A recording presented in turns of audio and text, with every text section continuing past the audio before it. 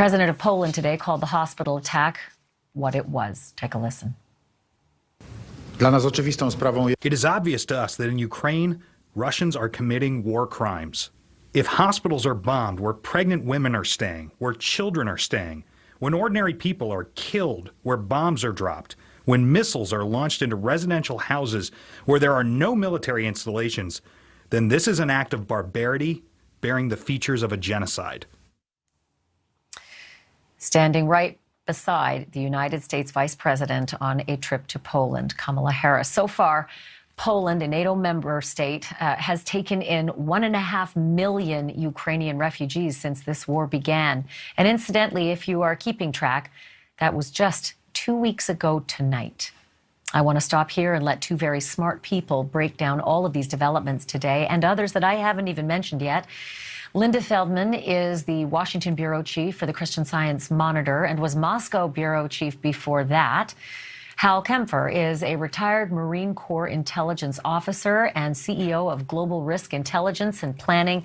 Welcome to you both. Hal, with your military background, I just want to get to the first thing I noticed today, and that was, lo and behold, a Russian tank column was taken out the good old Afghan way, when the Afghans would hide in the hills and take out the lead tank and the aft tank and then slaughter everybody in between. Did the Russians not learn from the debacles in Afghanistan? Because it looks like it just repeated itself. Ashleigh, it looks like they've forgotten the lessons of Afghanistan. I've seen some bad tactics with Russian equipment before. I saw it in the Middle East. But what you don't see is, for those tanks to get there, there was a smaller light armored combat reconnaissance patrol that they let go through. That's their doctrine. So they let that reconnaissance patrol go through, and they let the line of tanks go, and the tanks go where tanks can't maneuver, around urban terrain. And then, of course, they took out the first tank, the last tank. I think they took out a middle tank as well. And they played on the psychology of the current makeup of Russian soldiers, which is they tend to panic.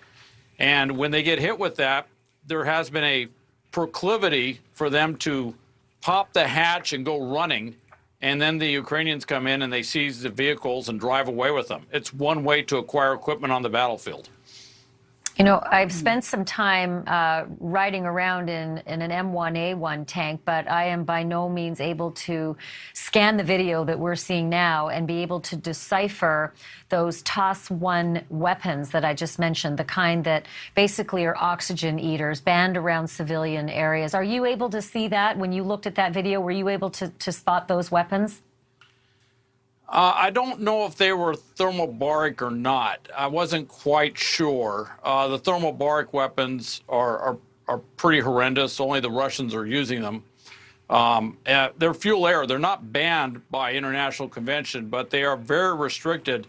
And you're not allowed to use those weapons where you would have civilian casualties. So it's against the international law of war to do that. There's very strict rules on how that's done. So it wasn't quite clear. You know, some of the missiles are very advanced, and they have the ability to shoot laterally, then pop up and come down.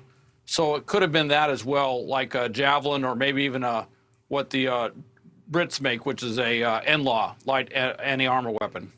Thank you for watching. Click the red subscribe button below so you can get more of NewsNation's fact-driven, unbiased coverage.